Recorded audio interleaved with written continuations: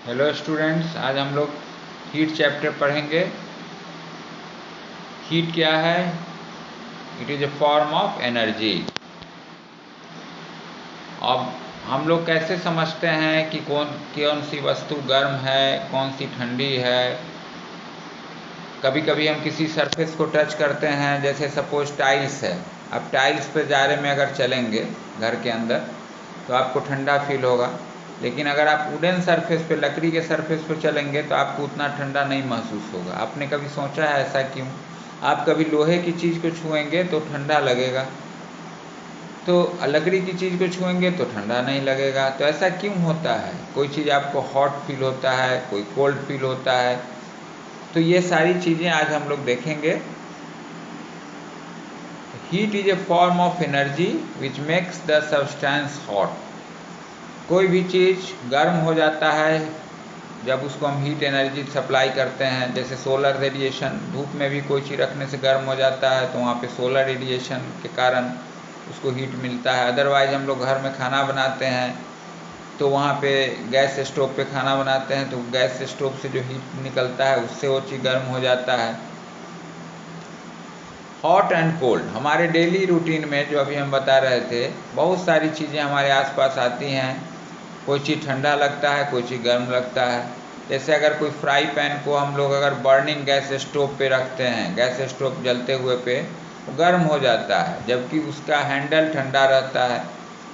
Even among the hot object, some objects may be hotter than the other. अब मान लीजिए कि आप पानी ले लिया, 2 ग्लास में या 2 कप में, एक को टच किए, हो सकता है वो पानी दूसरे को भी टच किए, दोनों गर्म है, लेकिन हो सकता है एक ज़्यादा गर्म हो, एक कम गर्म हो। इसी तरह से ठंडा का है। जैसे आप फ्रिज में कोई चीज़ रखते हैं, खाने का वस्तु, नॉर्मल फ्रिज के टेम्परेचर में, और किसी चीज़ को ज़्यादा ठंडा रखना है तो उसके फ्रीजर में रखते हैं। अब दोनों ठंडा है, लेकिन फ्रीजर में से निकालेंगे तो वो अपेक्षाकृत ज़्यादा ठंडा होगा। तो ये कौन सा चीज़ कितना गर्म है, कौन सा चीज़ कितना ठंडा है, ये हम लोग, इसकी जानकारी हम लोग जो बताएंगे वो आता है जिस चीज़ से, उसको हम लोग बोलते हैं टेम्परेचर। तो अब हम लोग टेम्परेचर के बारे में पढ़ेंगे।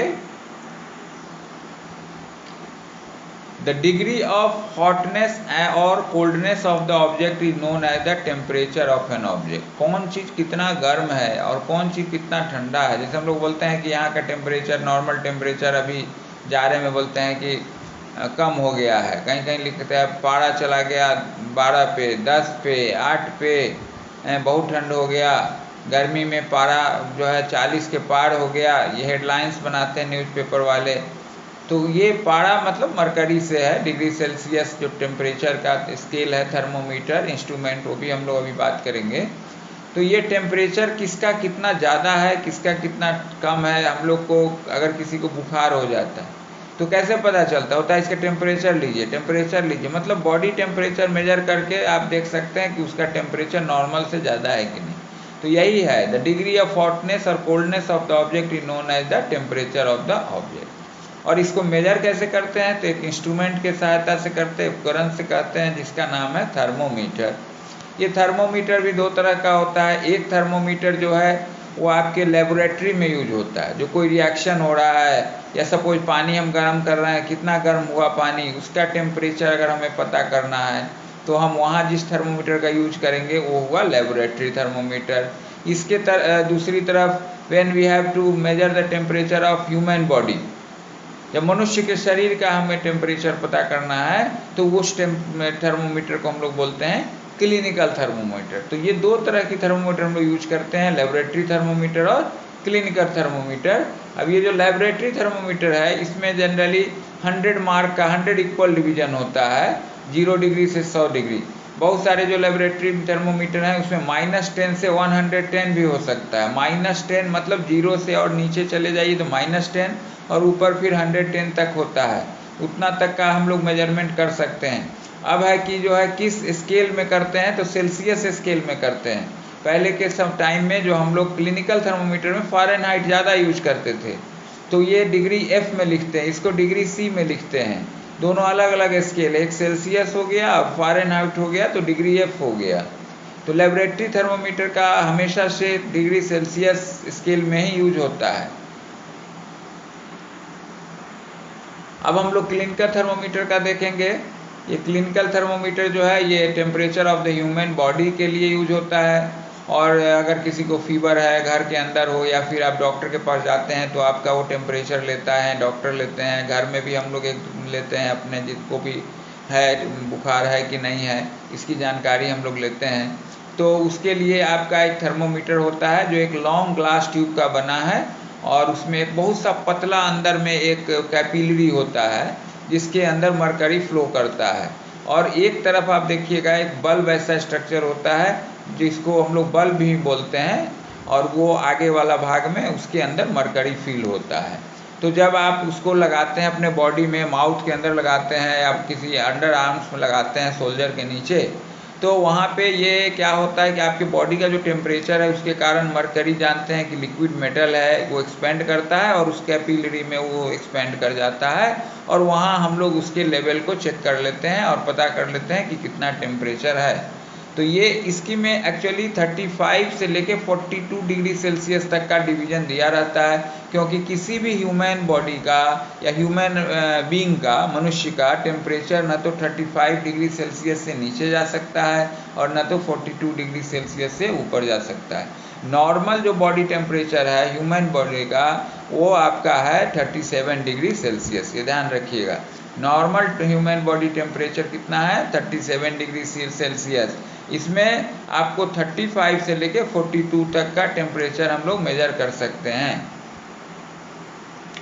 अब ये जो क्लिनिकल थर्मोमीटर है इसमें आप देखेंगे कि ये जो थर्मोमीटर है इसके आप एक टाइप का आपका जो है ग्लास बल्ब है, जिसमें आप या डायग्राम में आप देखिए जहाँ मरकरी भरा हुआ है, ये पूरा ग्लास का ही होता है थर्मोमीटर।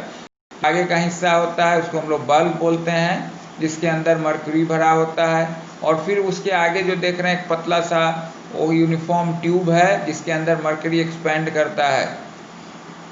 अब यहाँ पे एक चीज़ और आपको किंक दिख रहा है और वो लिखा हुआ है कंस्ट्रिक्शन। वो एक्चुअली मरकरी को फिर से बैक फ्लो को रोकने के लिए वहाँ पे एक कंस्ट्रिक्शन है जिसका नाम है किंक। इसके विषय में हम लोग फिर डिटेल डिस्कस अभी इसके बाद करेंगे कि किंक का एक्चुअली क्या फंक्शन है।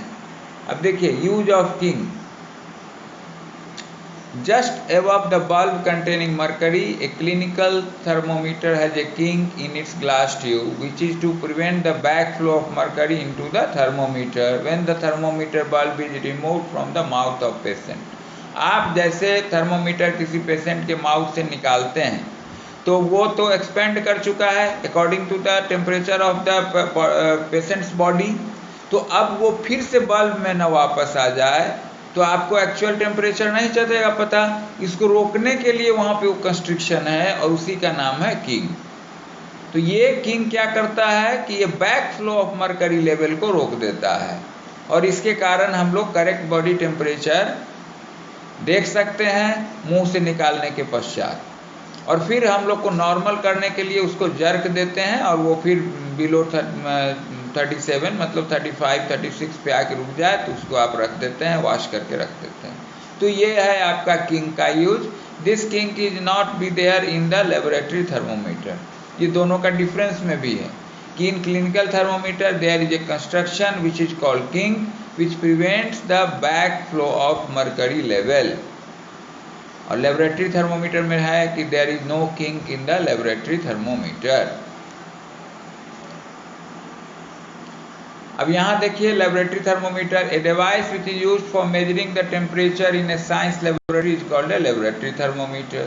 This thermometer is made up of glass tube having a thin board. The graduation mark, वो मार्क जो लिखा हुआ है वही है, the graduation mark on the tube of laboratory can measure the temperature from -10 degree Celsius to 110 degree Celsius and this is also known the range of laboratory thermometer. अब आपसे पूछेंगे what is the range of laboratory thermometer, तो the range of laboratory thermometer is -10 degree Celsius to 110 degree Celsius. What is the range of clinical thermometer, the range of clinical thermometer is 35 degree Celsius to 42 degree Celsius. यहीं से हम लोग differentiate भी कर लेते हैं। What is the difference between laboratory thermometer and clinical thermometer, तो laboratory thermometer measures the temperature of other substances in the laboratory clinical thermometer, it is use to measure the human body temperature. दूसरा क्या होगा in clinical thermometer हम लिखेंगे, it has a kink और it is a constriction called kink which prevents the back flow of mercury level. Laboratory thermometer की तरफ लिखेंगे, there is no kink in the laboratory thermometer. Laboratory mercury clinical में फिर हम लोग third point क्या सीखते हैं, range. The range of clinical thermometer is 35 degree Celsius to 42 degree Celsius. The range of laboratory thermometer is -10 degree Celsius to 110 degree Celsius. So in this way you can write the difference between the laboratory thermometer and clinical thermometer. Now we will study the transfer of heat.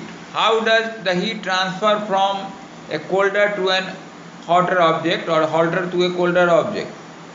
So always heat flows from a higher temperature to a lower temperature. अगर आप पानी को एक 50 degree Celsius पर है एक cup पानी, दूसरा 30 डिग्री सेल्सियस पर है, आप दोनों को एक साथ मिला देते हैं, तब क्या होगा, जो 50 डिग्री सेल्सियस का पानी है वो हीट लूज करेगा और 30 डिग्री सेल्सियस का पानी का जो मॉलिक्यूल है वो हीट गेन करेगा and the temperature now becomes in between the 50 degree and 30 degree of the mixture. उसी तरह से अगर आप किसी रॉड को आग के पास गर्म करते हैं तो उसका पहले एक एंड गर्म होना शुरू होगा और वहाँ से वो धीरे धीरे कोल्डर एंड की तरफ हीट ट्रांसफ़र शुरू होगा। तो ये जो ट्रांसफ़र ऑफ हीट है ये सॉलिड, लिक्विड, गैस तीनों में होता है, तीनों मीडियम में होता है और इवन इट वैक्यूम में भी होता है। तो ये तीन तरह के ट्रांसफ़र ऑफ हीट होते हैं। जो सॉलिड में होते हैं उनको, उस मेथड को हम लोग बोलते हैं कंडक्शन। जो लिक्विड और गैस में होता है उसको हम लोग बोलते हैं कन्वेक्शन और जो विदाउट एनी मीडियम होता है उसको हम लोग बोलते हैं रेडिएशन। अब हम लोग एक एक करके देखेंगे कंडक्शन, कन्वेक्शन और रेडिएशन को। अब conduction, the process of flow of heat from a hot object to a cold object is called conduction. Some objects can conduct heat while others not. बहुत सारे ऑब्जेक्ट जो हैं वो हीट को conduct करते हैं और बहुत सारे नहीं करते हैं। अब जो करते हैं उनको हम लोग बोलते हैं कंडक्टर्स।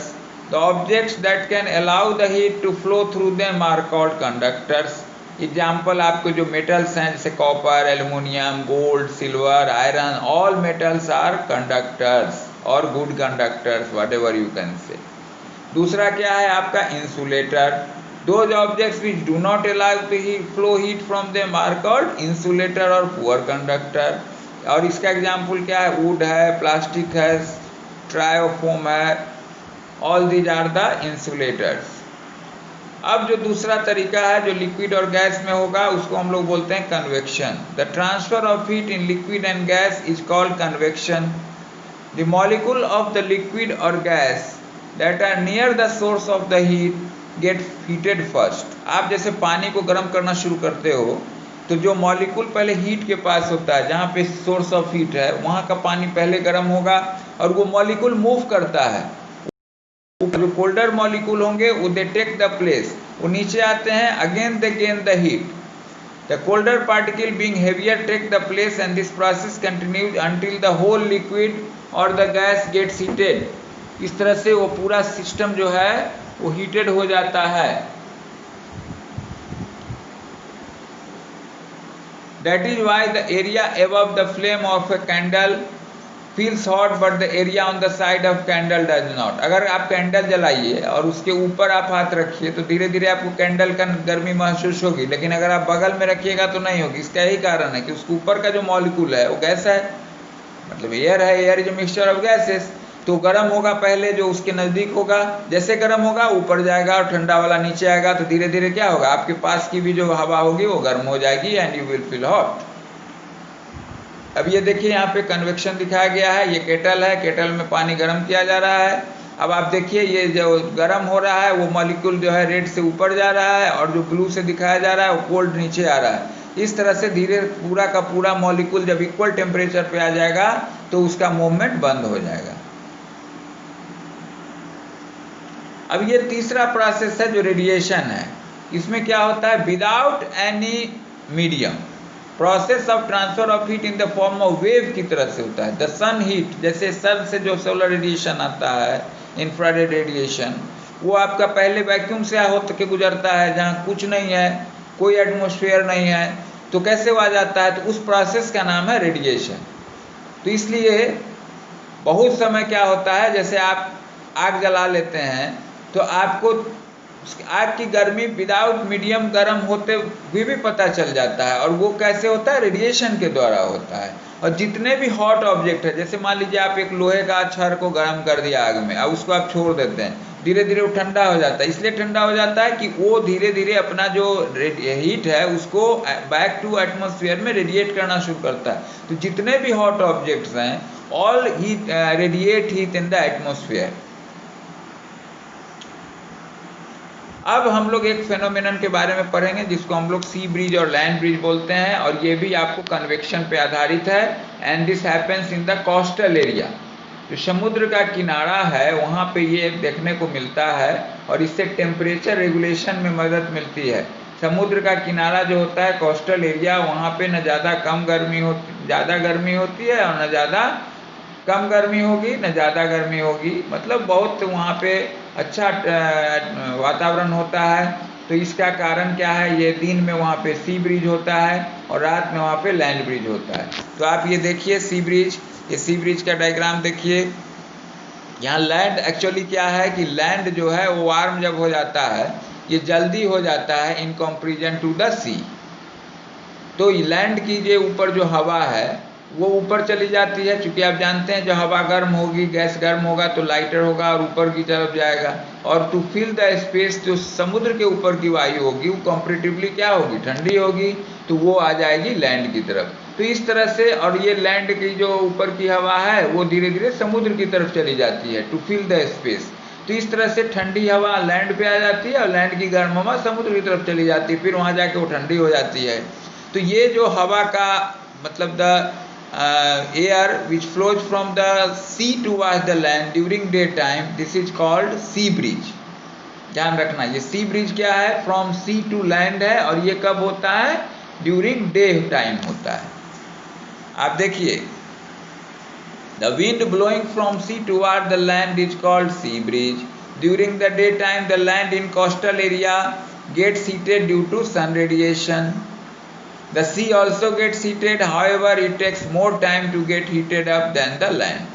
सी भी का पानी गर्म होता है और ये ज़्यादा समय लेता है लैंड से गर्म होने में। Hence the air above the land gets heated faster than the air above the sea। और इससे क्या होता है कि जो लैंड की हवा है वो तेज़ी से गर्म होती है समुद्र के ऊपर की हवा की, और वो फिर राइज कर जाता है और उससे समुद्र की हवा वहाँ पे चली जाती है, और इस तरह से वो, उसी को हम लोग बोलते हैं सी ब्रिज। इसके विपरीत होगा लैंड ब्रिज। रात में क्या होता है कि आपका जो लैंड के ऊपर की हवा होती है वो जल्दी ठंडा हो जाती है अपेक्षाकृत in comparison to the air above the sea. और वो रात में क्या होता है कि लैंड के ऊपर की हवा जो होती है वो समुद्र की तरफ जाती है, और समुद्र की तरफ की हवा जो है फिर रात में लैंड की तरफ आती है। तो इसको हम लोग बोलते हैं लैंड ब्रिज। और it happens during the night. The wind blowing from the land toward the sea is called the land breeze.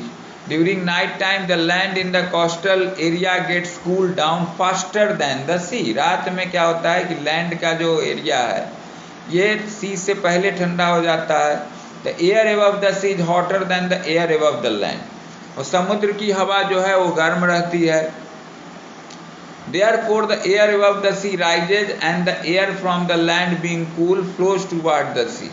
और इसके कारण क्या होता है कि जो समुद्र के ऊपर की हवा होती है वो ठंडा आपको ऊपर चली जाती है, और जो लैंड के ऊपर की हवा होती है वो फिर समुद्र की तरफ जाती है, और इसी को हम लोग बोलते हैं लैंड ब्रिज। तो दिन में क्या होता है, सी ब्रिज, और रात में क्या होता है, लैंड ब्रिज। सी ब्रिज में क्या होता है कि सी के तरफ की हवा लैंड पे आती है, लैंड ब्रिज में क्या होता है, लैंड की हवा सी के तरफ जाती है। तो इस फेनोमेनन को हम लोग बोलते हैं सी ब्रिज एंड लैंड ब्रिज। अब यहाँ पे कुछ हम लोग और चीज़ देखेंगे कि हम लोग गर्मियों में लाइट कलर का कपड़ा हमें क्यों पहनना चाहिए, और जाड़ों में हमें डार्क कलर का कपड़ा क्यों पहनना चाहिए? एक्चुअली जो लाइट कलर है ये सोलर रेडिएशन को ज़्यादा रिफ्लेक्ट करता है और स्मॉल पार्ट को सिर्फ एब्जॉर्ब करता है। तो light colour clothes reflect the heat back into the environment and keeps us cool during the summer time. उसके विपरीत विंटर में क्या होता है कि the dark colour cloth absorb the heat from the environment and keeps us warm. तो इसलिए हमें क्या करना चाहिए कि समर में लाइट कलर क्लोथ्स यूज करना चाहिए और विंटर में डार्क कलर क्लोथ्स यूज करना चाहिए। Now another thing that is the woolen clothes. Why we are using woolen clothes during the winter? Woollen clothes पहली बात कि बैड कंडक्टर ऑफ हीट होता है, इंसुलेटर होता है, तो हमारे बॉडी के हीट को ये बाहर एटमॉस्फेयर में ट्रांसफ़र नहीं होने देता है। दूसरी वही चीज़, therefore they do not allow the heat from the body to move out in the environment. As a result the air present between the woollen clothes and our body becomes hot and this makes us feel warm. तो हमारे जो woollen clothes और body के बीच की जो हवा होती है वो भी क्या होता है, air is also a insulator of heat. Air भी हेयर का इंसुलेटर है, पुअर कंडक्टर है। तो जो हमारे वुलन क्लॉथ और बॉडी के बीच की हवा होती है वो भी हमारे बॉडी के हीट को बाहर नहीं जाने देती है और इसके कारण भी हमें गर्मी महसूस होती है। यही कारण है कि हमें अगर जाड़ों में अगर एक मोटे ब्लैंकेट की जगह 2 पतला ब्लैंकेट या 3 पतला ब्लैंकेट ओढ़ें तो ज़्यादा गर्म होगा। उसका भी यही कारण होता है कि अगर ज़्यादा लेयर्स ऑफ क्लोथिंग होगा तो the air which is trapped between the layers they prevent the flow of heat from our body to the environment, surrounding environment. तो इस तरह से एक और भी क्वेश्चन एनसीईआरटी का है कि why should we use more layer of clothing than a thick layer of clothing during winter. हम लोग को एक मोटे कपड़े की अपेक्षा कई पतले कपड़े क्यों पहनना चाहिए? वो ब्लैंकेट होता है या और भी आपका कोई चीज़ हो, शर्ट स्वेटर पहनते हैं हम लोग, जैकेट पहनते हैं, उसका भी यही कारण है। तो इस तरह से हीट में जो हमें पढ़ना है वो पूरा हमने डिस्कस कर दिया और आप अब बुक को एक बार रीडिंग दीजिए। इससे पहले भी हम हीट पे डिस्कस कर चुके हैं और आप इससे आप सारा क्वेश्चंस भी आप इसी के आधार पे समझ के बना सकते हैं। आपको कहीं कोई प्रॉब्लम नहीं होगा। अगर कोई प्रॉब्लम है तो आप फिर हमसे इस पर आप गूगल मीट पे हमसे मिलिए या फिर व्हाट्सएप पे आप क्वेश्चन डाल के हमसे बात कर सकते हैं। Thank you.